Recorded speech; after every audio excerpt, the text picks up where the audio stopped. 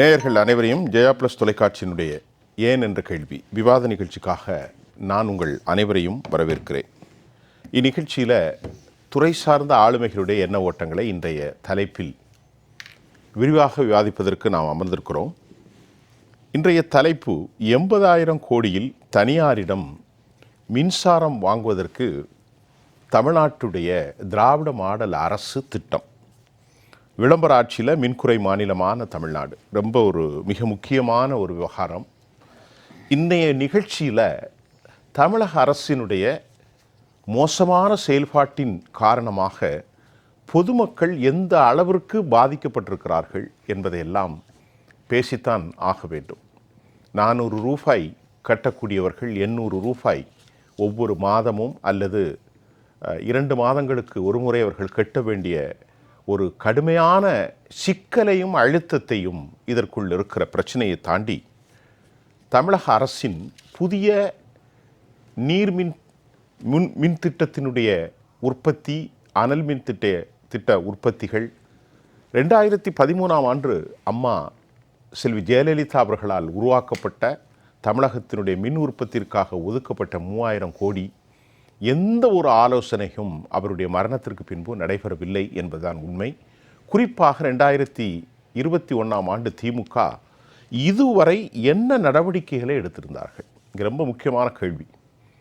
4 ரூபாய் 95 பைசா அல்லது 6 ரூபாய் 9 ரூபாய் 26 ரூபாய் வரை தனியார்கள் கையில் கொடுக்கக்கூடிய மிக பயங்கரமான ஒரு சம்பவம். இது ஒரு பயங்கர சம்பவம் என்று தான் சொல்ல வேண்டும். பொது பணத்தை சூறையாடுவது, மக்களின் பணத்தை வரம்பில்லாமல் செலவிடுவது, பாவப்பட்ட மக்களும் ஏழைகளின் தலையில் அவர்களை அழுத்துவது, ஒரே இலக்கை கொண்ட ஒரு குடும்பம் மட்டும் சென்னையிலே உயர்ந்து வரும் கட்டிடங்களை போல் தங்கள் வாழ்க்கையை உயர்த்தி சொல்வது, இதெல்லாம் கேட்பதற்கு மிக சங்கடமான விவகாரம்.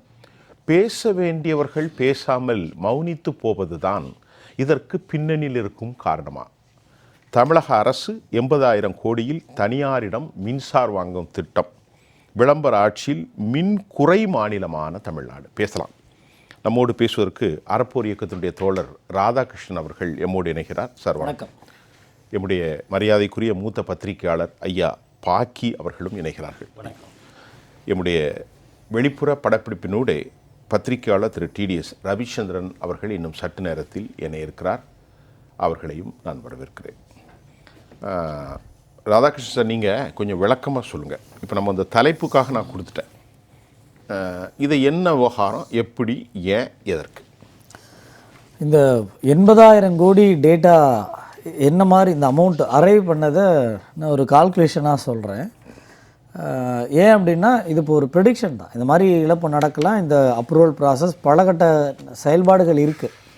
ஆனால் இங்கே ஏற்கனவே என்ன முரண்பாடுனா, ஒழுங்குமுறை ஆணையத்தில் தான் நீங்கள் கொள்முதல் பண்ணுறதுனாலும், அதாவது மின்சார தேவையில் கொள்முதல் பண்ணுறதுனாலும், அதே போல் தளவாடங்கள் பெரிய அளவில் கொள்முதல் பண்ணுறதுனாலும், விலையேற்றங்கள் யூனிட்டுக்கான வீடுகளுக்கான நிறுவனங்களுக்கான விலையேற்றம் டாரிஃபை இன்க்ரீஸ் பண்ணுறாங்க இல்லையா, இது எதுனாலும் ஒழுங்குமுறை ஆணையம் தலையிடும். அதுக்கு பவர்ஸ் இருக்குது. அவங்க நினச்சா ரிவைஸ் பண்ண முடியும், எது வேணாலுமே பண்ண முடியும். இங்கே ஏற்கனவே முரண்பாடுன்னா வேணும்னா இவங்க கொள்முதல் பண்ணிக்கிறாங்க. அதுக்கப்புறம் ஒழுங்குமுறை ஆணையம் கொஞ்சம் குளறுபடிகள் சொல்லுது. இது மாதிரி இதெல்லாம் ஏன்னா ஏன் ஒழுங்குமுறை ஆணையம் போகிறதுல பிரச்சனைனா, அங்கே நிறைய கண்டிஷன்ஸ் வரும், அதை செயல்பட முடியாமல் போயிடுமோ, அது அனுமதியே இல்லாமல் முரண்பாடுகளோடு தான் மின்சாரத்துறை இயங்குறதுன்றது நம்ம பார்த்துக்கிட்டு தான் இருக்கிறோம், செய்திகளுமே கேட்குறோம். இப்போ இதுக்கு இடையில் இப்போ இன்றைக்கி இந்த வார இதெல்லாம் வந்திருக்க அந்த ஆர்டிக்கல் 80,000 கோடி அப்படின்னு. இது எப்படி அப்படின்னா, இன்றைக்கி ஒரு நாளைக்கு தமிழ்நாடுடைய ஒரு நாளைய சராசரி பயன்பாடு 400 மில்லியன் யூனிட் மின்சாரத்தை நம்ம பயன்படுத்துகிறோம் ஒரு நாளைக்கு. தமிழ்நாடு முழுக்க எல்லாமே, தமிழ்நாடு எல்லாமே சேர்த்து 400 மில்லியன் யூனிட், அதாவது 40 கோடி யூனிட் நம்ம ஒரு நாளைக்கு. 40 கோடி தானே? ஆமாம். இது 450 430 440 போயிருக்கு. இது லாஸ்ட் இயரில் மேக்ஸிமம் நம்ம ஹிட் பண்ணியிருக்கோம். பட் இந்த வருஷத்தில் இன்னும் மேக்ஸிமம் ஹிட் ரீச் மேக்ஸிமம் ஆவரேஜாக பர் டே 400 மில்லியன் யூனிட்ஸ் ஒரு நாளைக்கு. ஆமாம். இதுக்கு 6 ரூபா ஒரு யூனிட்டுக்கு. அதாவது இப்போ வாங்க போகிறது 1500 மெகாவாட்டும் இன்னொரு 700 மெகாவாட், ஏறக்குறைய ஒரு 2200 மெகாவாட். அதாவது தடத்தோட அளவு. இந்த தடத்தில் 2500 மெகாவாட் கிரிட்டில் அதில் நீங்கள் 1 மணி நேரத்துக்கு எவ்வளோ யூஸ் பண்ணுறீங்களோ அதுதான் யூனிட் கணக்கு. அப்போது ஒரு நாளைக்கு நம்ம அந்த வெளியில் பர்ச்சேஸ் பண்ணக்கூடிய கரண்ட்டை இங்கே இருக்கிற எல்லா பிளான்ட்டும் ஆஃப் பண்ணிட்டோம். நம்ம ஒரு உதாரணத்துக்கு பேசலாம், எல்லா பிளான்ட்டையும் ஆஃப் பண்ணிட்டோம், ஷட் டவுன். ஆமாம், நம்ம வெளியிலேருந்து வாங்கக்கூடிய மின்சாரத்தை மட்டுமே உள்ளார கொண்டு வரோம் அப்படின்னு வச்சுக்கோங்க. தமிழ்நாட்டில் எதுவுமே இல்லை, ஆமாம், அதை தான் நம்ம பயன்படுத்துகிறோம்னு வச்சுக்கோங்க. இன்றைக்கி ஒரு நாளைக்கு பயன்படுத்தக்கூடிய மின்சார யூனிட் 40 கோடி அப்ராக்சிமேட்லி 40 கோடி யூனிட். இதில் 6 ரூபா அப்படின்னா பர் டே நமக்கு 240 கோடி ரூபா ஒரு நாளைக்கு. அதோட அதே போல் 30 நாள் பார்த்தீங்கன்னா 7200 கோடி ரூபா வரும். ஒரு நாளைக்கு 240 கோடி ரூபானா 30 நாளில் நமக்கு 7200 கோடி ரூபா. அதாவது வெளியிலேருந்து பர்ச்சேஸ் பண்ணக்கூடியது 6 ரூபான்னு ஒரு யூனிட்டுக்கு நம்ம கொடுக்கறதா இருந்ததுன்னா அவ்வளோ தேவை. ஒரு வருஷத்துக்கு பார்த்தீங்கன்னா 8000 ஏறக்குறைய நமக்கு ஒரு 80,000 கோடி போயிடுது. 7000 ஒரு வருஷத்துக்கு அப்படி ஒரு மாதத்துக்கு 7000 கோடி ஒரு மாதத்துக்கு அப்படின்னா 12 மாதத்துக்கு ஏறக்குறைய நமக்கு ஒரு 80,000 கோடி பக்கம் வந்துடுது. இது 80,000 கோடி 5 வருஷம் ஒப்பந்தம் போட்டு. இதில் என்னென்ன அதெல்லாம் நிறைய முறை இன்னும் டிஸ்கஷன் நடந்துக்கிட்டே தான் இருக்குன்றாங்க. இல்லை, ராதாகிருஷ்ணன் அவர் இன்னைக்கு கொடுத்துருக்கக்கூடிய பதில் கூட ரொம்ப தட்டையான பதிலாக பார்க்க. தட்டையான பதில் என்ன சொன்னார்? எங்களுடைய வருவாயை 70,000, 80,000 கோடிக்கு நாங்கள் எப்படி உற்பத்தி போட முடியும் என்ற கேள்வி கேட்ட ராதாகிருஷ்ணன் ரெண்டாவது என்ன சொல்கிறார்? நான் பார்த்து சொல்கிறேனே. இது இது இது ஒரு அதான் ஒரு பொறுப்பற்ற பொறுப்பா? இப்போ அவர் வந்து என்னது, மின் பகிர்மான கழகத்தினுடைய ஒரு ஐஏஎஸ் கேட்டகரி அப்படி அனுப்பி போட்டிருக்காங்களா? நான் பார்த்து செக் பண்ணுறேன்னா இது என்ன, யார் போடுவா? அப்படின்னா ஒரு மக்கள் மீதோ இல்லை அந்த துறைக்கு உண்மையாக இருக்கணுன்ற எண்ணமோ இல்லை நம்ம இது ஜென்யூனாக ஹேண்டில் பண்ணணுன்ற அக்கறையோ இல்லைன்றது வெளிப்படையாக தெரியுது. காரணம் என்னென்னா, ஒரு பத்திரிகையாளர் கூப்பிடுறாங்க. ஒரு பத்திரிகையாளர் வெகுஜன மக்கள்கிட்ட அந்த செய்திகளை கொண்டு போகிறதுக்கு தான் கூப்பிட்றாங்க. அதை உண்மைத்தன்மையை பார்க்கறதுக்காக அதில் வேறு என்னென்ன காரணங்கள் இருக்குது அப்படின்றதுக்காக கேட்குறாங்க. அப்போது என்ன பண்ணிக்கலாம், ஒரு 1/2 hour இருங்க, அந்த தகவலை கேட்டுக்கிறேன், என்ன ஏது நடந்திருக்கு அப்படின்னு சொல்லணும். ஆனால் நான் என்ன நினைக்கிறேன்னா, இவர் இன்றைக்கி சொன்ன பதிலை பார்த்தா மேலே இருக்கிறவங்க யார் வேணாலும் பார்த்துப்பாங்க. நான் என்ன சார் பண்ண முடியும்? மேலே இருக்கிறவங்க சொல்கிறத செஞ்சுட்டு போகிறேன் அப்படின்ற ஒரு தட்டையான பதில். இது இன்றைக்கி நேற்று அல்ல. நாம் சாதாரணமாக நீங்கள் கூகுளில் சர்ச்சில் போங்க, தனியாரிடம் மின்சாரம் கொள்முதல்னு போடுங்க, ஒரு 10 ஆர்டிக்கிள் வருது, செய்திகளில் வருது. இது கடந்த ஒரு வருடத்துலேருந்து டிஸ்கஷனில் இருக்கிறத பார்க்க முடியாது, அது செய்திகளில் இருக்குது. நீங்கள் அதை எடுத்து பார்த்தாலே எப்படி சார் இப்படி இருக்குன்னு சொல்ல முடியும். ஒரு சாதாரணமாக நம்ம சொல்லும்போது ஒரு ஐஏஎஸ் அதிகாரியாக இருந்துட்டு ஒரு பொறுப்பான துறையில் இருந்துக்கிட்டு எப்படி சொல்ல முடிஞ்சது? நான் ஒரு உதாரணம் சொல்கிறேன். இந்த வருடத்தோட இடையில் பிப்ரவரி மார்ச் பீரியடில் செந்தில் பாலாஜி அவர்கள் சொல்கிறார், 6000 மெகாவாட்டுக்கு நாங்கள் உற்பத்தி பண்ணுறதுக்கு, அதாவது வெளியிலேருந்து கொள்முதல் பண்ணுறதுக்கு ப்ராசஸ் பண்ணியிருக்கோம், ஏன்னா நமக்கு சிவியர் ஷார்ட்டேஜ் இருக்குது அப்படின்னு சொல்லி அவர் சொல்கிறார். நமக்கு என்ன சிக்கல்னா, இப்போ செந்தில் பாலாஜியில் சிவசங்கர் அவர் தான் இருக்கிறார், உங்களுக்கு தெரிஞ்சிருக்கும், போக்குவரத்துறை அமைச்சராக இப்போ பார்க்குறாங்க. இப்போ அந்த சிக்கல் என்னென்னா, செந்தில் பாலாஜி அவர் அறிக்கை கொடுக்கும்போது போக்குவரத்துறையும் அவர் தான் கவனிக்கிறாரு. ஆமாம், போக்குவரத்துறையும் அவர் தான் பார்க்குறாரு. செந்தில் பாலாஜி அமைச்சராக இருக்கும்போது கடைசி மார்ச்ன்னு நினைக்கிறேன், அப்போது அந்த அறிக்கையில் சொல்கிறார், நாங்கள் 6000 மெகாவாட்டுக்கு வாங்குறதுக்கு, ஏன்னா இங்கே பெரிய ஷார்ட்டேஜ் இருக்குது அப்படின்னு. ஆனால் அதுக்கு இந்த ஒரு வருடம் 2 வருடத்துக்குள்ளே முதலமைச்சர் ஸ்டாலின் அவர்கள் மின்சார யூனிட்டுகளை நிறைய இடங்களில் திறந்து வச்சுருக்கிறாங்க. அதெல்லாம் பயன்பாட்டுக்கு வந்துச்சா வரலையா? நமக்கு நான் ஒரே ஒரு டேட்டா, டிஎன்இபியில் டிரான்ஸ்மிஷன் டேட்டா எவ்ரிடே ரிலீஸ் பண்ணுவாங்க. நேற்றைய டேட்டா இன்றைக்கி வந்திருக்கும், இன்றைக்கி உள்ள டேட்டா நாளைக்கு வந்துடும், டே பை டே அதில் பார்க்கலாம், டெய்லி லிஸ்ட்டு. அதில் ஒரு விவரத்தை சொல்கிறேன். ஹைட்ரோவில் 2323 மெகாவாட் நம்மள்ட்ட கெப்பாசிட்டி இருக்குது, ஓன் ப்ரொடக்ஷன் நம்மளால் பண்ண முடியும். ஆனால் நேற்றைய தினம் நாம் கன்சியூம் பண்ணது 1396 மெகாவாட்டு தான். அது அப்படியே கன்சியூம் பண்ணதுன்னா மீதி உள்ள சேமிக்க முடியாது. இவங்க சேமிக்க முடியாதுல்ல, இவங்க ப்ரொடக்ஷன் பண்ணாங்களான்னு தெரியல. நீங்க சொல்றீங்க நமக்கு ப்ரொடக்ஷன் ஃபுல் இருக்குன்னா ஃபுல்லா அவுட் பண்ணிருங்க. கன்சியூமே கம்மி தான். நீங்க வெளியில வாங்க வேண்டியதை குறைக்கலாம்ல. ரைட், குறைக்க முடியும். இப்போ இன்னொரு பக்கம் இதோட முக்கியமானது தெர்மல் பவர்ல 4320 மெகாவாட்டுக்கு நம்ம கெபாசிட்டி இருக்கு. அனல் மின் கெபாசிட்டி இருக்கு. அப்படின்னா நமக்கு எவ்வளவு கன்சியூம்? இன்னைக்கு நேத்து கன்சியூம் ஆயிருக்கிறது 2865 மெகாவாட். பாதிக்கு பாதி தான். ஏறக்குறைய இன்னும் 1500 மெகாவாட் எங்க ப்ரொடக்ஷன்? அனல் மின் நிலையத்தில் நீங்கள் ப்ரொடக்ஷன் பண்ணிங்களா இல்லையா? ப்ரொடக்ஷன் பண்ணிங்கன்னா நீங்கள் எல்ஓஏல லாங் டேர்ம் பர்ச்சேஸில் வாங்குறீங்கள, அதுக்கு ஒரு 1500 மெகாவாட் அக்ரிமெண்ட்டில் அப்படி இருக்கணும்ல. இப்போ உனக்கு என்னென்னு ஒழிஞ்சாலும் சரி, நான் சப்ளை பண்ணிக்கிட்டே இருப்பேன். சுவிட்சை போட்டாச்சுன்னா 17,000 மெகாவாட்டு சப்ளை ஆகும். உனக்கு குறைஞ்சாலும் சரி கூடினாலும் சரி, இது வழங்காது. இப்போ நான் ஒரு கேள்வி ஒன்று கேட்குறேன், நீங்கள் சொல்லி முடிச்சிட்டீங்களா? இல்லை, நான் முடிச்சேன். முடிங்க. இப்போ தெர்மல்ல தொடர்பு விடக்கூடாது. நமக்கு ஒரு 1500 மெகாவாட்டு நேற்று ப்ரொடக்ஷன் ஆச்சுன்னா நமக்கு சந்தேகம். நமக்கு ஏன் இந்த சந்தேகம் வருதுன்னு நீங்கள் கேட்கலாம். இப்போ ஒரு 2 மாதங்களுக்கு முன்பாக மேட்டூரில் பங்கர் கொலாப்ஸ் ஆச்சு. செய்தியில் பார்த்துருப்பீங்க. ஆமாம். அடுத்து ஒரு ½ அன் ஹவர் எல்லா தொலைக்காட்சிகளுமே வந்தது. அதுக்கப்புறம் அதை பற்றின எந்த செய்தி இல்லை. ஒரு யூனிட்டோட பங்கர் கொலாப்ஸ் ஆயிருக்கு. அதில் எவ்வளோ நிலக்கரி இருக்குன்னு ஒன்று. இன்னொரு பக்கம் தூத்துக்குடி 3rd யூனிட்டில் 800 மெகாவாட் ப்ரொடக்ஷனில் ஃபயர் ஆச்சு. அதுவுமே ஒரு 2-3 மாதங்களுக்கு முன்னாடி. 4 அலகு இருக்குது, 3வது யூனிட்டில் ஃபயர் ஆச்சு. இப்போ இந்த 2 பெரு விபத்துகள் நமக்கு வெளியில் தெரிஞ்சது. இன்னும் தெரியாமல் எவ்வளோ இருக்குன்னு தெரியல. அப்போ அதெல்லாம் ப்ரொடக்ஷனுக்கு வந்திருக்கா இல்லை? இப்போ 4320 மெகாவாட் நீங்கள் ப்ரொடக்ஷன் கெப்பாசிட்டி இருக்குன்னா நீங்கள் 4000 வெளில எடுத்துருக்கலாம்ல. நீங்கள் 2800 தான் எடுத்துருக்கிறீங்க. மீதி 1500 நீங்கள் ப்ரொடக்ஷன் பண்ணிங்களா இல்லையா? 15 அலகுகள் இருக்குது. இந்த 15 அலகுகளில் தமிழ்நாட்டில் 16 பிளான்ட் இருக்குது. 16 பிளான்ட் இருக்குது. 16 பிளான்ட்டில் மொத்த கெப்பாசிட்டி 6557 மெகாவாட்டு நீங்கள் தான் கொடுத்துருக்குறீங்க. பட் நமக்கு நீங்கள் கன்சம்ஷன் எவ்வளோ தூரம் இருக்குது அப்படின்னா 3695 மெகாவாட் அப்படின்றீங்க. அப்படின்னா 16 யூனிட்லேருந்து ஏறக்குறைய 3600 தான் போயிருக்கு. இன்னும் மீதி 3000 இருக்குது. 3000 உற்பத்தியை துவங்கிருச்சா இல்லையா? நீங்கள் வேறு காலகட்டங்களில் அந்த பிளான்ட் எல்லாம் துவங்கி வச்சுருக்குறாங்க. நீங்கள் துவங்கி வச்சுருக்கீங்கன்னா என்ன பண்ணுங்க? ப்ரொடக்ஷன் ஸ்டார்ட் பண்ணியிருக்கணுமா இல்லையா? ப்ரொடக்ஷன் ஸ்டார்ட் பண்ணியிருந்தா நீங்கள் வெளியிலேருந்து கொள்முதல் பண்ணுறது குறைஞ்சிருக்கும்ல. தளவாடங்களோ மற்றவர்களோ உங்களுக்கு குறைஞ்சிருக்குமா இல்லையா? நீங்கள் இதை கூட்டியிருந்தீங்கனாலே, ஓன் உற்பத்தியை கூட்டியிருந்தீங்கனாலே நீங்கள் டாரிஃபை ஏற்ற வேண்டிய தேவை இருந்திருக்காதுல்ல. அப்போ பல வகையில் இது நமக்கு இந்த 16 யூனிட்டில் இன்றைக்கி ஆஸ் ஆஃப் நவ் எவ்வளோ ரன்னிங்கில் இருக்குது? அது ப்ரொடக்ஷன் இருக்கா இல்லை வெளியிடுங்க. அதாவது ரன்னிங்கில் இருக்கா அல்லது பேரலைஸ்டு சிக் யூனிட்டா முடங்கி? ஏன்னா நமக்கே விபத்து நடந்திருக்குன்னு தெரிஞ்சிருக்கு. நீங்கள் அதை பற்றின எந்த அறிக்கையும் இது வரைக்கும் வெளியிடலை. அமைச்சரோ இல்லை செக்ரட்டரியோ இந்த பங்கர் அவ்வளோ பெரிய யூனிட் கொலாப்ஸ் ஆனது பற்றி எவ்வளோ டன்னு போயிருக்கும் தெரியாது. அதே போல் Thoothukudi 3rd unit fire accident ஆனதோ எந்த விதத்துலையும் இது வரைக்கும் வெளியில் தரவுகளே வரலை. அமைச்சர் சந்திக்கலை, சொல்லவே இல்லை. நாங்கள் 16 யூனிட்டில் இன்றைக்கி வெளியிட சொல்லுங்கள். 16 யூனிட்டில் இவ்வளோ யூனிட்டில் நாங்கள் ஷட் பண்ணி. ஏன் ஷட் பண்ணி வைக்கிறீங்க? நீங்கள் பயன்பாட்டுக்கு தானே அதை உருவாக்கியிருக்கிறீங்க. சரி, நீங்கள் அதை பயன்பாட்டு கொண்டு வந்தீங்கன்னா இப்போ நீங்கள் இன்வெஸ்ட் பண்ணுறீங்கல்ல, அந்த பைசா நமக்கு ரிட்டர்ன் ஆகும். நமக்கு 9 ரூபா 26 ரூபா கொடுத்து வாங்க வேண்டிய தேவை இருக்காது. 5 ரூபாயில முடியும். அப்போ நீங்க அதில் இது வர ஒன்று கட்டுமானம் நீங்கள் சரியாக முடிச்சிங்களா முடிக்கலையா? முடிக்காமலே சும்மா பெயரளவுக்கு திறந்துட்டு நீங்கள் ப்ரொடக்ஷனை லேட்டாக ஸ்டார்ட் பண்ணிங்கன்னா அப்போ அந்த இழப்பு யாரை சந்திக்கிறது? வெளிப்படையாக சொல்லிக்கிறது எல்லாம் ரெடி ஆகிட்டுன்னு நம்ம அதை தான் கேட்குறோம். இப்போ நீங்கள் இதை இன்னைக்கு ஒவ்வொரு யூனிட்டில் இவ்வளோ யூனிட் ப்ரொடக்ஷன் ஆகி 0லேருந்து கவுண்ட் ஓடி இருக்கும்ல, அந்த கவுண்ட்டை வெளியிடுங்க. அப்போது இந்த மாதிரி நிறைய உள்ளார நீங்கள் மறைச்சி ஏன் இது வெளிப்படையாக தெரிய?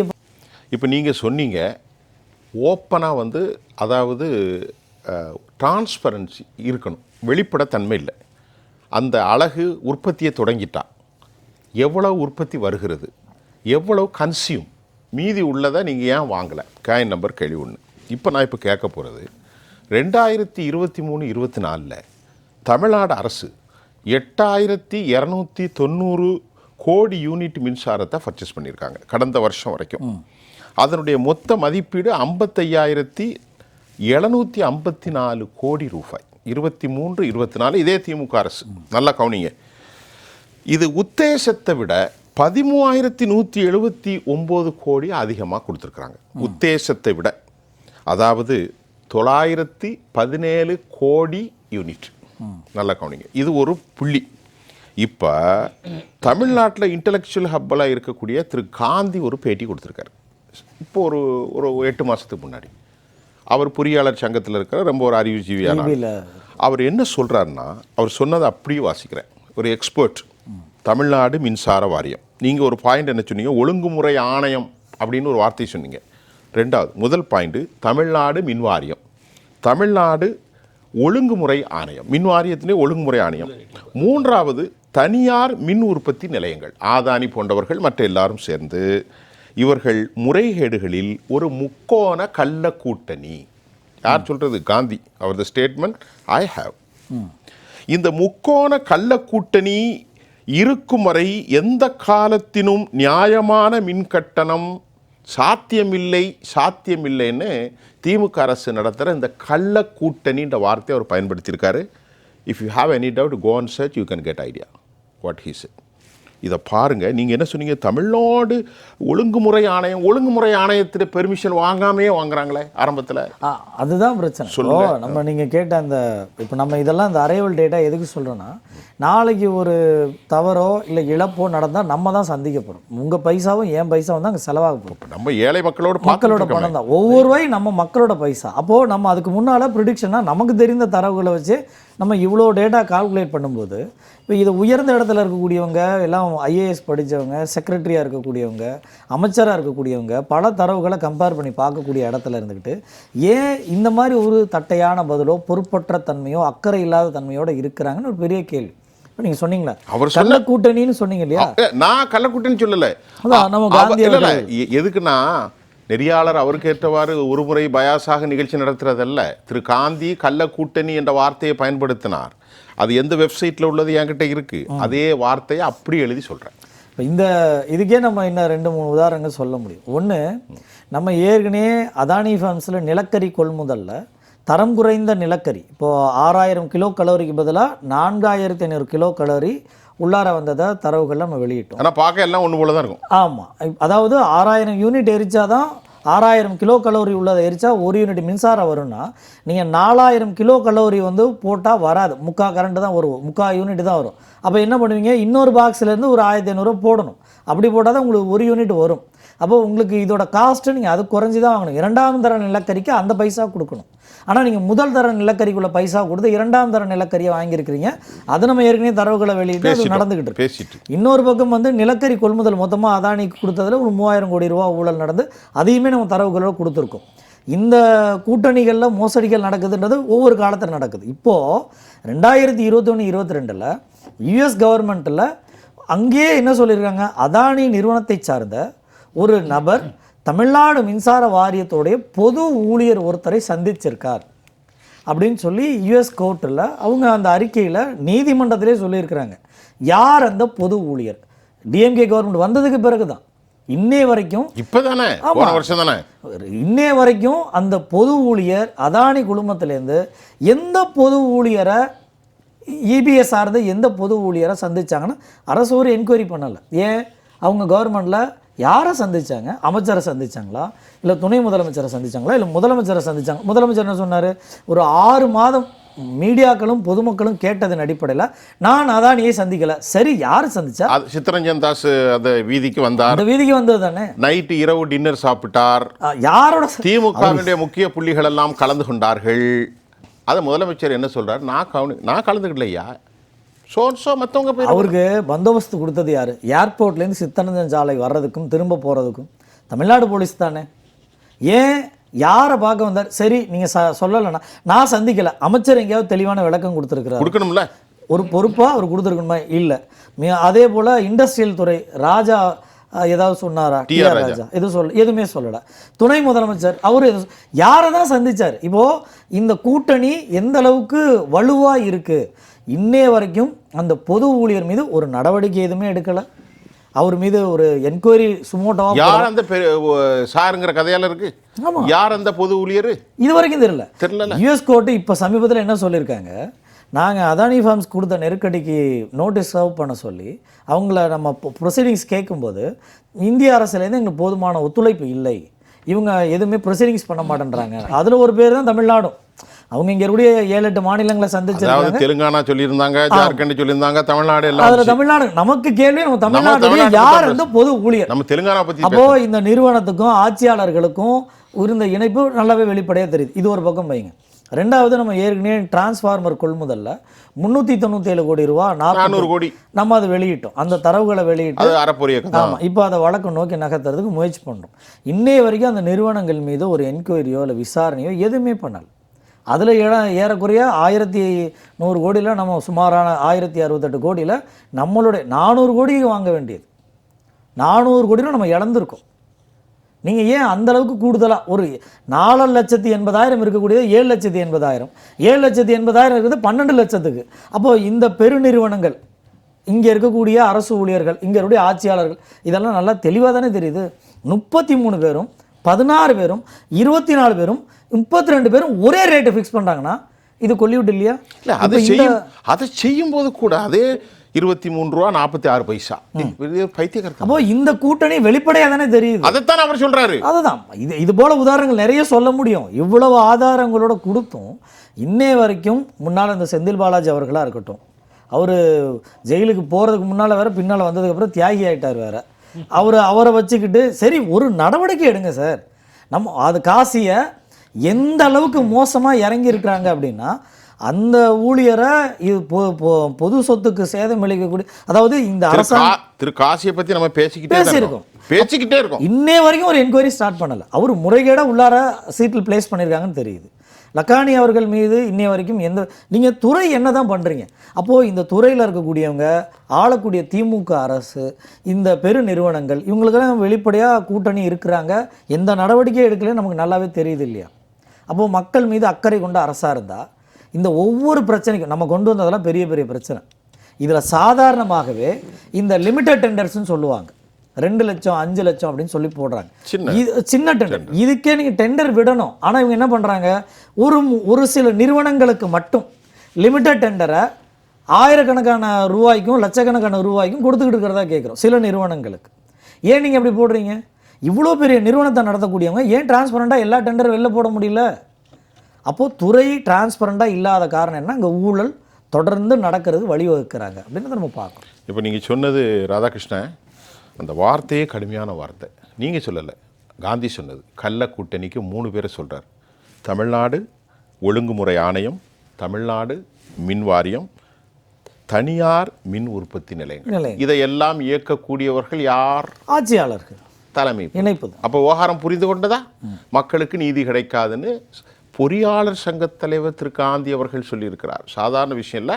நீங்கள் பேசும்போது எத்தனை அலகுகள் ஓடிக்கொண்டிருக்கிறது, எதை ஷட் டவுன் பண்ணியிருக்கிறார்கள், கன்சியூமுடைய எத்தனை யூனிட் கன்சியூம் பண்ணியிருக்கிறோம் எல்லாம் சொல்லிட்டு அவங்க வெப்சைட்லேயே இல்லை. அது நம்ம அங்கே இருந்தாலும் எடுத்துருப்போம். நான் இங்கே தனியாகவே எடுத்துகிட்டு வரேன், அமெரிக்கா எம்பசிலேருந்து எடுத்துகிட்டு வர முடியும். தமிழ்நாடு தான். சரி, திருப்பாக்கி சொல்லுங்கள். இப்போ நாங்கள் இவ்வளோ நேரம் பேசியிருக்கோம், 22 நிமிஷம். நண்பர் ராதாகிருஷ்ணன் துல்லியமாக எல்லா புள்ளி விவரங்களும் தெளிவாக எடுத்துருக்கிறார். எனக்கு அந்த அளவுக்கு இல்லாட்டாலும் சில தகவல்களை மேற்போக்காக பல தரவுகளை திரட்டும் போது நானே அதிர்ச்சி அடைகிற அளவுக்கு தகவல்கள். தெளிவாக சொல்லுங்கள், நிதானமாக. ஒன்றுமே இல்லை. மத்திய மின்சாரத்துறை இணை அமைச்சர் அவர் யாதவ் என்று நினைக்கிறேன், அந்த பேர் அவர் பாத் நாயக். அவர் சொல்கிறாரு, நாடு முழுக்க மின் விநியோக நிறுவனங்கள் எல்லா ஸ்டேட்டும் சேர்த்து மொத்த நஷ்டம் எவ்வளோன்னா 6,47,913 கோடி. அது ஒட்டுமொத்த இந்தியாவில். தமிழ்நாடு மட்டும் சரி, தமிழ்நாடு மட்டும் அவர் சொல்கிறது. இது பதிவானது, நாடாளுமன்றத்தில் பேசப்பட்ட பதிவான தகவல்கள் வச்சு பார்க்குறேன். தமிழ்நாடு மட்டும் 1,62,507 கோடி. இந்த 6 லட்சம் நல்லா கேளுங்க, 6 லட்சம் இந்தியா ஃபுல்லாக. தமிழ்நாடு மட்டும் இந்த மின்துறை 1,62,000 கோடி கடனில் மத்திய அமைச்சகம் தொலைத்திருக்கிறது. 7ல் 1 பங்கு. முதல்ல இதுதான் அவ்வளவு மாநிலங்களில் இருக்கிற நஷ்டத்தில் 7ல் 1 பங்கு தமிழ்நாடு. இப்படி எப்படி வந்தது? செல்வி ஜெயலலிதா அம்மையார் முதலமைச்சராக இருக்கும்போது அதற்கு முன்பு மின் பற்றாக்குறை இருந்த ஆட்சி இருந்தது. இதே திமுக அரசாங்கம் ஆற்காடு வீரசாமி கிண்டல் பண்ணுவாங்க, அந்த அளவுக்கு நிறைய உங்களுக்கு தெரிஞ்சிருக்கும். நல்ல 11 ஆட்சிக்கு வந்த உடனே அதை நிலையை அப்படியே தலைகீழாக மாற்றினாங்க. சிக்கனம், உற்பத்தி, இந்த பில்ஃபரேஜஸ் எனப்படும் இடையில களவாடப்படுதல், அதாவது மின்சாரத்தை களவாடுதல், அப்புறம் ஊழல், கமிஷன் அடிக்கிறது இல்லை, இது எல்லாத்துக்கும் முற்றுப்புள்ளி வச்சாங்க. மின் பற்றாக்குறை மாநிலமான தமிழகம் மிகை மாநிலமாச்சு. இன்னொரு தகவலை சொல்கிறேன், உங்களுக்கு நல்லா நினைவு இருக்கும். அந்த மிகை மாநிலத்தின் மூலமாக உற்பத்தி செய்யப்படுகிற மின்சாரம் தமிழ்நாட்டுக்கு சர்ப்ளஸ். அது உபரியே நான் மற்ற மாநிலங்களுக்கு தரேன்ட்டு மத்திய அரசு யூபிஏ கவர்மெண்ட் இருந்தது. பாக்கி சார், அம்மாவுடைய ஆட்சியில் இன்னைக்கும் மகாராணின்னு எல்லாரும் பேசுகிற காரணம் அந்த உபரி கொண்டு வந்தாங்க பாருங்க. அதான் சார், அதை மற்ற மாநிலங்களுக்கு ஹெல்ப் பண்ணுறாங்க. நான் மற்றதுக்கு தரேன் அப்படின்னு சொல்லும்போது கிரீன் காரிடார் சிஸ்டத்துக்கு மத்திய அரசுக்கிட்ட அனுமதி கேட்குறாங்க, பெறவில்லை. அதுதான் அங்கே தான் அரசியல். அங்கே யார் மத்திய அரசாங்கம்? அந்த அரசாங்கத்தில் இடம்பெற்ற கட்சி எது உங்களுக்கு தெரியும்? இவங்க தானே இருந்தாங்க. அண்ணாச்சி ஆக மாதிரி. எது ஆக்கப்பூர்வமான செயலோ அதுக்கு அனுமதி இல்லைங்கிறது அது ஒரு பக்கம் நம்ம அரசியல் பேச விரும்பலை. என்னன்னா ஜெயலலிதா அம்மையார் என்ன பண்ணாங்கன்னா மின்சாரத்தில் மின்துறையை பொறுத்தவரையில் உற்பத்தி அதிகரிக்க வேண்டும். இடையில் இந்த மின்சார களவாடுதல் போன்ற உங்களுக்கு நல்லா கண்ணால் பார்த்துருப்பீங்க, கம்பியை போட்டு மின்சாரத்தை திருடுவாங்க, நிறைய நடக்கிறது. ஒன்று அதை தடுத்து நிறுத்தினாங்க. மூன்றாவது கடன் வாங்கிறது இதெல்லாம் இல்லாமல் கட்டுப்படுத்தினாங்க. இத்தனைக்கும் 5 ஆண்டுகள் ஜெயலலிதா ஆட்சி இருந்தபோது மின் கட்டணம் உயர்வு இல்லை சார், கிடையாது. சரி எப்படி இது பண்ணீங்க?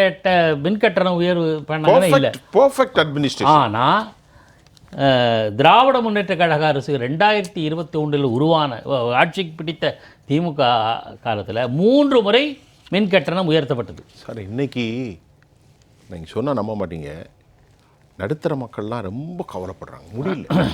சாதாரண சார் 700 கட்டினவன் 1800 கட்டுறாங்க. இல்லை மின் கட்டணம் உயர்த்தது. தேர்தல் வாக்குறுதியில் என்ன சொன்னாங்க இவங்க? மாதந்தோறும் மின் கட்டணம் அப்படிங்கிற ஒரு சிஸ்டம். 4.5 வருஷம் முடிஞ்ச ஆச்சு. மாதந்தோறும் மின்சாரம் கட்டினா, நான் ஒரு உதாரணத்துக்கு சொல்கிறேன், ஒரு உத்தேச கணக்கு தான்.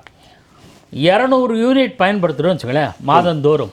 சொல்லுங்கள். அந்த மாதந்தோறும் கட்டணத்தின் மூலமாக ஒரு மாதத்துக்கு 450 ரூபா கட்டினா போகிறோம். நான் அப்ராக்சிமேட் சொல்கிறேன், ராதாகிருஷ்ணன் புள்ளி விவரம் தவறாக இருந்தால் கூட முன்ன பேர் வச்சுங்களேன், ஒரு 500 கூட வச்சுக்கலாம் நம்ம, மக்களுக்கு புரியும். ஆனால் 2 மாதத்துக்கு ஒரு ரூபாய்ங்கிற போது இந்த ஸ்லாப் சிஸ்டத்தினால 1400 ரூபா ஆகிடுது.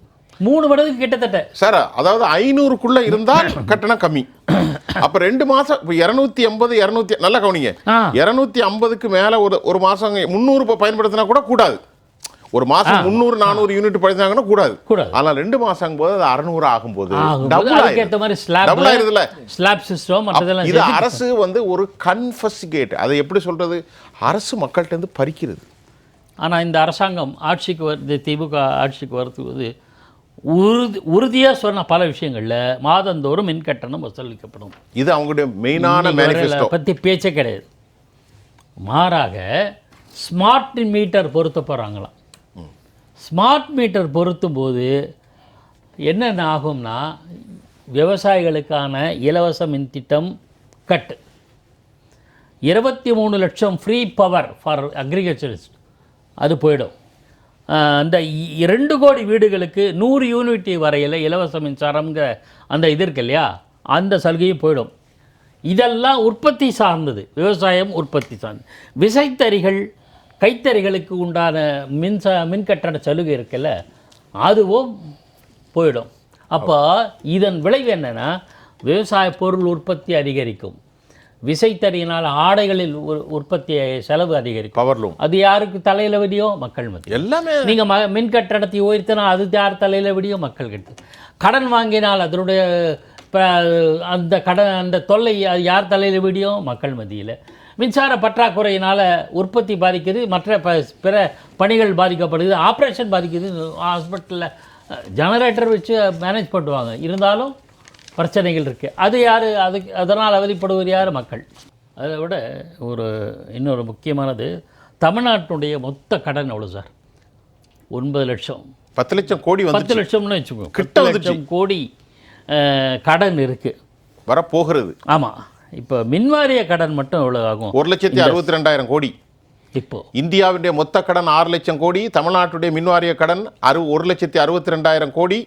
இந்தியாவில் இருக்கிற மாநிலங்களில் உத்தரப்பிரதேசத்தை விட அதிகமான கடன் இந்தியா தமிழ்நாடு.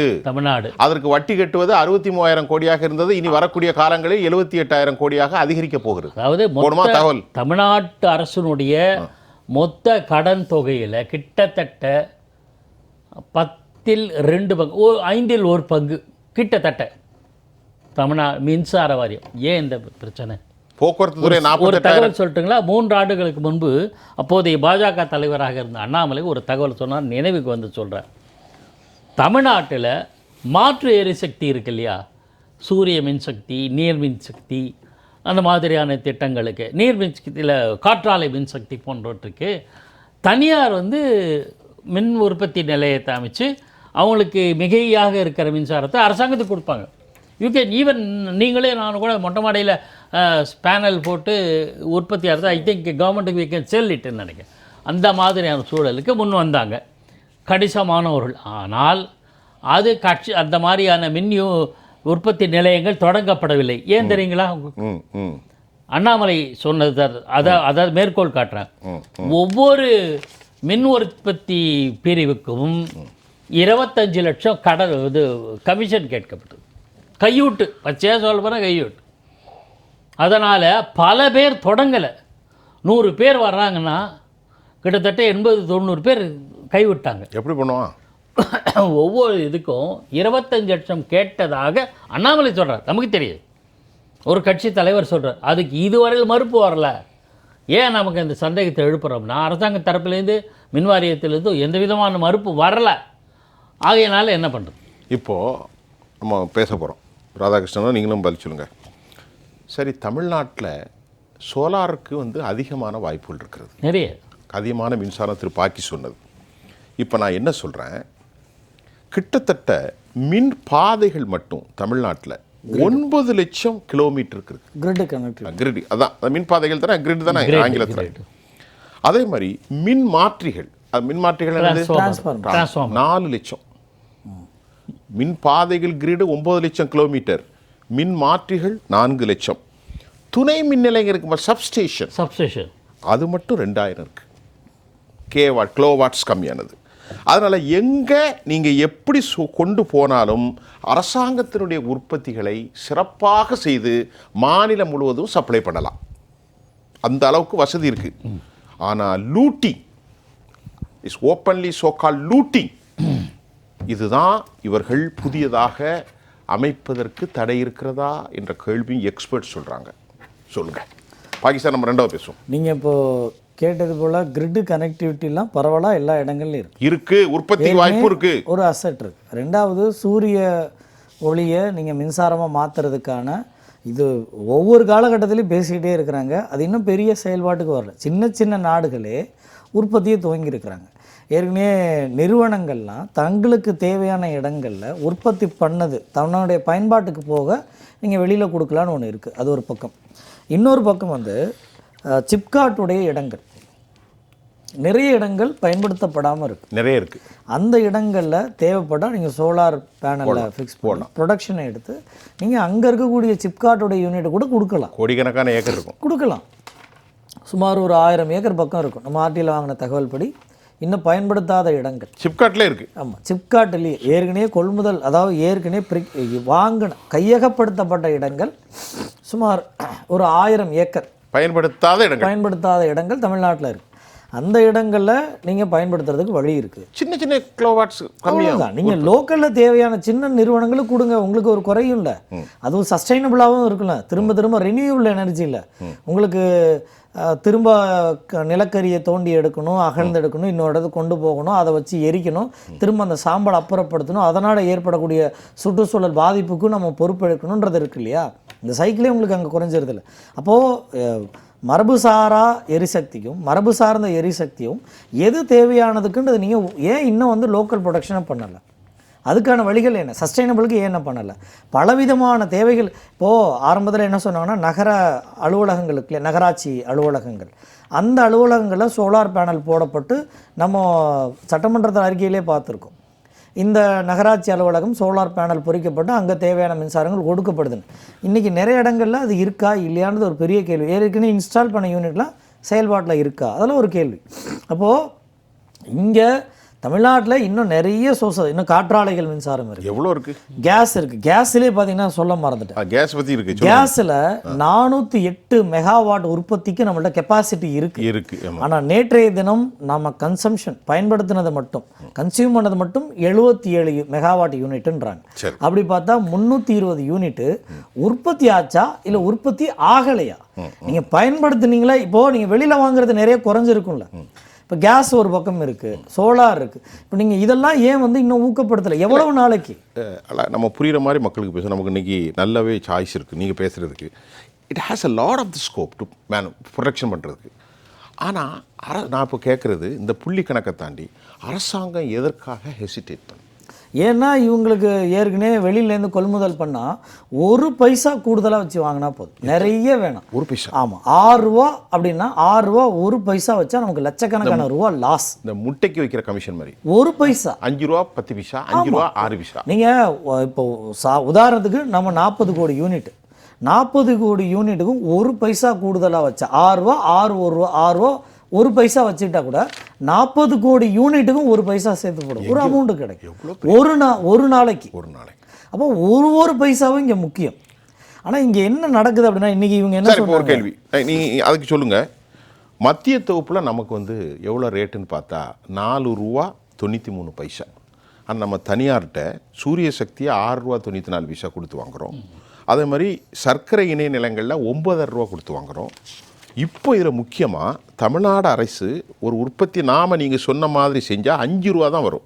ஆனால் நம்ம எவ்வளோ கொடுத்து வாங்குறது தெரியுமா?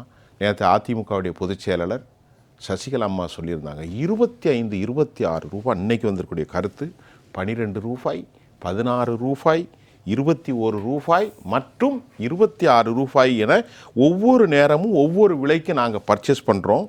இந்த டிமாண்டை தெரிஞ்சுக்கிட்டு தனியார் அதிக விலை ஏற்றிக்கொண்டே செல்கிறார்கள். கரெக்ட். இப்போ நீங்கள் சொன்னது 1 பைசா, இதில் விலை இன்னும் வந்து பல ரூபாய். நான் உதாரணத்துக்கு தான் 1 பைசா, அப்போ ரூபா போச்சுன்னா இன்னும் தொகை கூட. சார் நீங்கள் கேட்டீங்கல்ல, இப்போ தனியார் நிறுவனங்களில் வாங்குறீங்கல்ல, இப்போ நம்ம இந்த அவங்க வெளியிட்ட தரவுப்படி தெர்மல் பிளான்ட்டில் 1500 மெகாவாட் இவங்க உற்பத்தி பண்ணியிருந்தாங்கன்னா, நீங்கள் வெளியில் வாங்க வேண்டிய 8 ரூபா 9 ரூபா 10 ரூபா 12 ரூபா 25 ரூபாய் வாங்க வேண்டிய தேவையில்லையே. 21 நான் ஸ்லாட் நம்பரை சொல்கிறேன். 21 அதிகபட்சம் 26. இன்னொன்று, நீங்கள் வாங்கக்கூடியது 1 யூனிட் 2 யூனிட் வாங்க போகிறதில்ல, பல லட்சம் யூனிட் வாங்க, 40 கோடி யூனிட். அப்போது மார்க்கெட்டில் கம்பேர் பண்ணும்போது நீங்கள் கம்மியாக கிடைக்கக்கூடிய இடத்துல வாங்கணும். இன்னொன்று, நீங்கள் சோலாரை தான் நீங்கள் உங்களோட தெர்மலை யூஸ் பண்ணியிருந்தீங்கன்னா, உங்களோட கெப்பாசிட்டி இருக்குல்ல, தெர்மலை யூஸ் பண்ணியிருந்தா விலை கூடுதலாக கொடுத்து சோலார் வாங்குறத ஒரு வாரம் ஆஃப் பண்ணி வைப்பா. இங்கே தெர்மல் நம்மள்ட்ட கெப்பாசிட்டி இருக்குது, இந்த ஆலையை திறந்து விடு, இந்த தெர்மல் பிளான்ட்டை ரன் பண்ணு, அங்கே இதை குறைச்சி விடு, இதை டைவெர்ட் பண்ணி சர்க்குலேஷனை ஸ்டார்ட் பண்ணால் முடிஞ்சிட போகுது. ஆனால் நீங்கள் அடம் பிடிச்சி சூரிய ஒளியாக நான் வாங்கி, எல்லாமே மின்சாரம் தானே. நீங்கள் எனவே உங்களுக்கு கெப்பாசிட்டி இருக்குது, அதுக்கான நிலக்கரி நீங்கள் ஸ்டாக் வச்சுருப்பீங்க. ஆனால் 25 ரூபா கூடுதலாக கொடுத்து நீங்கள் ஏன் கொடுத்து வாங்க வேண்டிய தேவை இருக்குது? அதுக்கு தேவையான ஒன்று நீங்கள் தெர்மலில் உங்கள் பிளான்ட் கெப்பாசிட்டி நீங்கள் தான் கொடுத்துருக்கீங்க. இன்னொரு பகல் கொள்ள இதோடு நிற்கக்கூடாது. பாகிஸ்தான் நான் 2வது வரேன். இந்த டேஞ்சன்ட் கோ வந்து ஒரு ஸ்லாட் வைக்கிறாங்க. பீக் ஹவர்ஸ் 6 to 10 காலை, அதே மாதிரி மாலை. என்ன பண்ணுறாங்க? உற்பத்தி செய்யக்கூடிய வந்து சிறு குறு தொழில் செய்கிறவங்க அந்த டைமில் எங்களுக்கு எவ்வளோ யூனிட் போடுறாங்கன்னா 20% கட்டணம் எக்ஸஸாக போகுது, கூடுதலாக போடுறோம். 20% பீக் ஹவர்ஸில். அவங்களால ஏழை இல்லை, ஏற்கனவே டெபாசிட் அது கட்டி செத்து போயிட்டாங்க, மார்க்கெட்டும் போயிடுச்சு. இன்றைக்கி அமெரிக்காவுடைய வரி விதிப்பினால் சிறு சிறு உற்பத்தியாளர்கள்லாம் பாதிக்கப்பட்டிருக்காங்க. எல்லாருக்கும் தெரியாது, லாரி தொழில் வரைக்கும் பாதிக்கப்பட்டிருக்காங்க. எங்களுக்கு தெரியும் சர்வதேசத்தில் ஒரு நாளைக்கு எவ்வளோ காணொலியை நம்ம பண்ணிக்கிட்டு இருக்கோம், எவ்வளோ கொடுத்துட்ருக்கோம். இப்போ இந்த சூழலில் வேலையும் இல்லாமல் போயிடுது, வேலையும் அவர்களுக்கு இல்லை. அப்போ இந்த ஒரு லெவலில் அரசாங்கத்தினுடைய ஐடி செக்டார், தொழிற்சாலைகள், கல்வி நிலையங்கள், தனியார் கல்வி நிலையங்கள், கன்ஸ்ட்ரக்ஷன் நிறுவனங்கள், எஸ்எம்எஸ் சிறு குறு தொழில் எல்லாமே பாதிக்கும். ஸ்மால் ஸ்கேல் சொல்லுங்கள். நீங்கள் சொன்ன இந்த ஸ்மால் ஸ்கேல் இண்டஸ்ட்ரியும் மீடியம் ஸ்கேல் இண்டஸ்ட்ரியும் தான் பெரிய அளவில் பாதிச்சிருக்கு. ஆமாம். ஏன்னா இவங்களுக்கு இன்றைக்கி டாரிஃப் ஒரு பக்கம் விலை கூடுதலாக இருக்குது.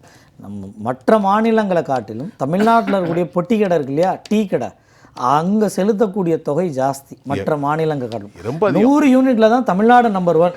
ஆனால் 300 யூனிட்டில் பார்த்தீங்கன்னா தமிழ்நாடு 3வது இடத்துல இருக்குது. இன்னும் மீடியம் ஸ்கேல் இண்டஸ்ட்ரி பயன்படுத்தக்கூடிய இடத்துல நம்ம 28வது இடம், 29வது இடத்துல இருக்கும், 25வது இடத்துல இருக்கும். அப்போ அந்தளவுக்கு இங்கே விலை கூடுதலாக இருக்குன்றதை பார்க்குறோம். இதில் குறிப்பாக இந்த ஸ்மார்ட் மீட்டர் கொள்முதல், ஏற்கனவே இந்த ஸ்மார்ட் மீட்டர் கொள்முதலுக்கு டெண்டர் போடப்பட்டு அது அதானி நிறுவனத்துக்காக பேசி முடிக்கப்பட்டது அப்படின்னு. அது டிரான்ஸ்ஃபர் ஆகும். இது ஸ்மார்ட் மீட்டர். இந்த ஸ்மார்ட் மீட்டர் பெரிய அளவில் பேசும் பொருளானது உங்களை போல ஊடகத்தில் நிறைய நபர்கள் கேட்டதுக்கு பிறகு அந்த டெண்டரை ரத்து பண்ணாங்க. இப்போ என்ன நடந்ததுன்னா திரும்பவும் அதுக்காக டெண்டர் போடுறாங்க. இப்போ நமக்கு என்ன கேள்வினா, இங்கே ஏற்கனவே இருக்கக்கூடிய யூனிட் அந்த இணைப்பு எண்ணிக்கையில் 100 யூனிட் இருக்குல்ல, 100 யூனிட் குறைவா, அவங்களுக்கு ஸ்மார்ட் மீட்டர் எதற்கு? அவங்களுக்கு தேவையே இல்லையே. இன்னொரு பக்கம் இரண்டாம் நிலை 3ஆம் நிலை 100 யூனிட்டுக்கு மேலே பயன்படுத்துகிறாங்கல்ல, அவங்களுக்கு தான் உங்கள் ஸ்மார்ட் மீட்டரே தேவைப்படும். ஏன்னா 100 யூனிட்டுக்கு கீழே உள்ளவங்க உங்களுக்கே தெரியும். கண்டிப்பாக அவங்களுக்கு நீங்கள் மீட்ரு வச்சாலும் வைக்கலனா 100 யூனிட் தான். கண்டிப்பாக நீங்கள் அதுக்கு எதுக்கு இந்த 1000 கணக்கான ரூபாயை, கோடி கணக்கான ரூபாயை கொண்டு போய் அங்கே கொட்டுறீங்க? இது ஒரு பிரச்சனை. ரெண்டாவது, ஏற்கனவே நீங்கள் லீக்கேஜை ஸ்டாப் பண்ணிட்டீங்கன்னா, இங்கே டிரான்ஸ்மிஷன் லாஸ் ஒன்று இருக்குது, இன்னொன்று லீக்கேஜ் இருக்குது. முன்னால் இல்லை கொஞ்சம் புரிகிற மாதிரி கேட்குறேன். டிரான்ஸ்மிஷன் லாஸ்னா அது எனக்கு புரியுது. லீக்கேஜ்னா என்ன லீக்கேஜ்? இங்கே கணக்கு வழக்கே இல்லாமல் பயன்படுத்தக்கூடிய கொக்கி போட்டு கரண்ட்டை எடுக்கிறது, அந்த லீக்கேஜ். நான் ஒட்டுமொத்த லீக்கேஜுக்காக தான் இதெல்லாம் செய்கிறாங்க. இப்போ இந்த டிரான்ஸ்மிஷன்லேருந்து தெருவுக்கு வர்றதுக்குள்ள இடையில கம்பி வடம் போகுது இல்லையா, இதில் இழப்பு இருக்கும். இதில் செந்தில் பாலாஜி அவர்கள் என்ன சொன்னார்னா, அமைச்சரான உடனே அணில் கடிச்சிருச்சிங்க, கரண்ட் போயிருச்சிங்க. இப்படியெல்லாம் ஒரு அமைச்சர் பேசினா எப்படி பேச முடியும்? மக்கள் கரண்ட் இல்லைன்னு பாதிக்கப்படக்கூடிய பிரச்சனையில் இது எப்படி இவ்வளோ இவர் மேலெழுந்த வாரியாக பதில் சொல்ல முடிஞ்சிருக்குன்னா, அப்போலேருந்து இப்போ வரைக்கும் என்ன அந்த துறையில் கையாண்டுக்கிட்டு இருக்க. இதில் இன்னொன்று வேற சொன்னார், நாங்கள் 2 லட்சம் மெட்ரிக் டன் அளவுக்கான நிலக்கரி வந்து காணா போயிருச்சு, நாங்கள் கண்டுபிடிக்க போகிறோம் அப்படின்னு சொல்லி டேபிள்லாம் பண்ணுவேன். கண்டுபிடிப்பாங்க. இன்னைய வரைக்கும் அந்த அறிக்கையெல்லாம் வெளியிடலை. அதெல்லாம் ஒரு பக்கம் நிற்கிது. அப்போது இங்கே நமக்கு திரும்ப திரும்ப கேள்வி என்னென்னா, இந்த ஸ்மார்ட் மீட்டர் டெண்டர் யாருக்காக கொண்டு வந்தீங்க? 100 யூனிட் கீழே உள்ளவங்களுக்கு தேவையே கிடையாது. இன்னமும் சொல்ல போனால் நீங்கள் எல்லா இடத்துலையும் நீங்கள் டிஜிட்டல் மீட்டர் தானே, உங்களுக்கு எவ்வளோ யூசேஜ்னு தெரியுதுல்ல, அப்புறம் என்னத்துக்கு ஸ்மார்ட் மீட்ரு? அதுதான் கேட்குறேன். டிஜிட்டல் மீட்ரு வந்ததுக்கு பிறகு எல்லாமும் ஒன்று தானே, எவ்வளோ யூனிட் உங்களுக்கு தெரியுது, இந்த வீட்டுக்கான இணைப்பு இங்கேருந்து இவ்வளோ தூரம் போகுது, இவ்வளோ பயன்படுத்தப்பட்டுக்கு நீங்கள் தான் பில்லு கொடுக்குறீங்க. அப்போது பிரச்சனை எங்கன்னா இங்கே வேற எங்கேயோ லீக்கேஜ் இருக்குது. அதை அடைக்கிறத விட்டுட்டு நான் இதுக்கு டெண்டர் போடுறேன், அதுக்கு டெண்டர் போடுறேன். 7.5 லட்சம் ரூபா கிடைக்கக்கூடிய ஒரு இதை வந்து 12 லட்சம் ரூபா கோட் பண்ணிருக்கோம். டிரான்ஸ்ஃபார்மர் நம்ம பேசணுமா இல்லையா? ஆமாம். 7.5 லட்சம் எங்க இருக்கு, 12 லட்சம் டிரான்ஸ்ஃபார்மர் எங்க இருக்கு? இதுல இந்த எத்தனை கோடி தெரியுமா லட்சம் நாங்க பேசணும். ஒவ்வொரு விஷயமும் மைண்ட்ல இருக்கும், சும்மா இல்லை. அரசாங்கம் பேசுகிற தவறுகளை நம்ம பேசணுமா இல்லையா? இதுலயும் ஸ்மார்ட் மீட்டரை கொண்டு வரீங்களே, எதுக்கு ஸ்மார்ட் மீட்டர்? ஏற்கனவே டிஜிட்டல் மீட்டர் மாத்திட்டீங்க. அப்போ இது ஒரு பக்கம் இருக்கா. இன்னொரு பக்கம் பாருங்கள், மார்க்கெட் ரேட்டை கம்பேர் பண்ணிங்கனாலே உங்களுக்கு தெரியும். நீங்கள் ஒவ்வொரு முறையும் மார்க்கெட் ரேட் எப்போ ஹையில் இருக்கோ அந்த சமயத்தில் உடனடியாக டெண்டரை போட்டு வாங்கிறதுக்கு ஏன் வேலை செய்யணும்? கம்மியாக இருக்கக்கூடிய நேரத்தில் நிறைய ப்ரொடக்ஷன்ஸ் யூனிட் இருக்கும்போது அப்போ மார்க்கெட் ரேட்டு குறைவாக இருக்கும். இப்போ நீங்கள் ஹை பீக் ரேட்டில் எல்லா மாநிலங்களும் கன்சியூம் பண்ணக்கூடிய நேரத்தில் நீங்கள் ஒரு ரேட்டு செட் பண்ணிவிட்டு அதே ரேட்டை நீங்கள் எல்லா இடங்களும் இன்ஃப்ளேஷனை ஏன் பேலன்ஸ் பண்ணுறீங்க? இந்த மாதிரி பல்வேறு நிர்வாக ரீதியான கேள்விகள் நம்மள்ட்ட தொடர்ந்து இருக்குது. இப்போ நிகழ்ச்சியோட இறுதிக்கு வந்துட்டோம் பாக்கி சார். இப்போ இந்த புள்ளி கணக்கெல்லாம் பேசினா ஒரு 5 மணி நேரம் பேசலாம். எந்த இடத்துல கன்சியூம் பண்ணுறாங்க, எங்கே கிரிடு எப்படி லூட்டிங் ஆகுது, எந்த அளவுக்கு லீக்கேஜ் இருக்குது. இப்போ நான் இறுதியான கேள்வி, இதில் பெரிய அளவில் நான் சொல்லலை, கள்ள கூட்டணிங்கிற வார்த்தையை திரு காந்தி சொல்லிட்டார். ஆமாம், அதை வச்சுக்கிடுங்க. ஏழை மக்கள் உங்களை நம்பி தான் ஓட்டு போட்டோம். நாங்கள் ஆட்சிக்கு வந்தால் மாதம் ஒரு முறை ரீடிங் எடுக்கப்படும். ஆகவே 2 மாதத்தில் வர்றது 1 மாதத்தில் உங்களுக்கு கட்டணம் குறையும் என்று ஓட்டு போட்டோம். இங்கே பெரும் செல்வந்தர்கள், உலகத்தில் டீ குடிக்கிறது அரபு நாட்டில், மதியானம் சாப்பிட்றது அமெரிக்காவில், இப்படி பெரிய நாடுகளோடு கூட்டணி வைத்த பெரிய குரூப்போடு நீங்கள் வைக்கிறீங்க. ஏழைகளின் சார்பாக நாங்கள் கேட்கிறோம். இப்படி ஒரு வாக்கு கொடுத்து எங்களை ஏமாத்துறீங்களே. ஒரு சின்ன தகவல், இப்போ நம்ம குடும்பத்தில் இருக்கோம் சார், நமக்கு ஒரு சேலரி வருது, சேலரியில் ஒரு 10,000 ரூபா வருவாய் அதிகரிப்பு, வருமானம் அதிகரித்தா நாம் என்ன பண்ணுவோம்? இருக்கிற கடன்லாம் க்ளோஸ் பண்ணுவோம். நம்ம முடிஞ்ச வரை எவ்வளோ கிளியர் பண்ணணுமோ கடன் சுமையை குறைக்கிறதுக்கு அந்த பணத்தை பயன்படுத்தும். ஆனால் 10,000 ரூபா எனக்கு இன்க்ரீஸ் ஆகிடுச்சு, வருவாய் இன்சென்டிவ் போனஸ் ஏதோ கிடச்சின்னு வச்சுங்களேன், அப்படியும் ஏற்கனவே இருக்கிற நஷ்டம் பணச்சுமை இருக்க அதை போல் இன்னும் அதிகரிச்சேன்னா என்ன அர்த்தம்?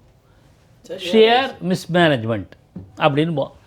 ஆனால் மிஸ்மேனேஜை விட மேனேஜ்மெண்ட்டு ஏன் வந்ததுன்றது ஒரு சின்ன உதாரணம். தமிழ்நாட்டில் இந்த திமுக ஆட்சிக்கு வந்தபோது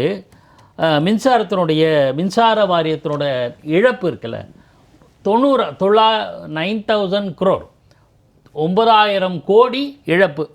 அதுக்கப்புறம் மின் கட்டணத்தை 3 முறை உயர்த்திருக்காங்க. அநேகமாக இந்த கட்டத்தில் 2 முறை உயர்த்திருக்காங்க. 22க்கு அப்புறம் ஒரு தடவை உயர்த்தினாங்க இல்லையா? உயர்த்தினா என்ன ஆகும்? இன்க்ரீஸ் ஆகும்ல வருவாய்ங்கிறது. வருவாய் இன்க்ரீஸ் ஆனப்புறம் 2022 2023 எவ்வளோ கிடச்சிருக்குன்னு ஒரு தேச கணக்கெல்லாம் போட்டு பார்த்தா 14,000 கோடி லாபம் கிடச்சிருக்கு. எக்ஸாக்ட்லி. ஆனால் மிக கரெக்ட். என்னாச்சு? மின்வாரியத்தோட இழப்பு 10,000 கோடியா அதிகரிச்சுது. அப்போ எங்கே போச்சு அந்த பணம்? நீங்கள் சொன்னீங்களே கள்ள கூட்டணி எங்கேயோ போயிருக்கு சார். என்ன சொல்கிறாங்க எக்ஸ்பர்ட்ஸு ராதாகிருஷ்ணன், எல்லா விலையும் கூட்டியாச்சு. அப்போ எப்படி ஒரு ஸ்டேட்டு தரித்திரத்தில் போகும்? நான் கேட்குறேன், அது ஏன் சாத்தியம்? ஒன்று, இதை எப்படி தீர்க்கணும்? புதுசாக மின் நிலையங்களை தொடங்கணும். வடசென்னை மின் நிலைய திட்டம், வடசென்னை எவ்வளோ ஆச்சு? 3 வருஷம் இருக்குமா sir? 3-4 third face Vadachennai sir. அதில் மட்டும் 10,000 கோடி நஷ்டம். 10,000 கோடி செலவு பண்ணி 10,000 கோடி நஷ்டம்.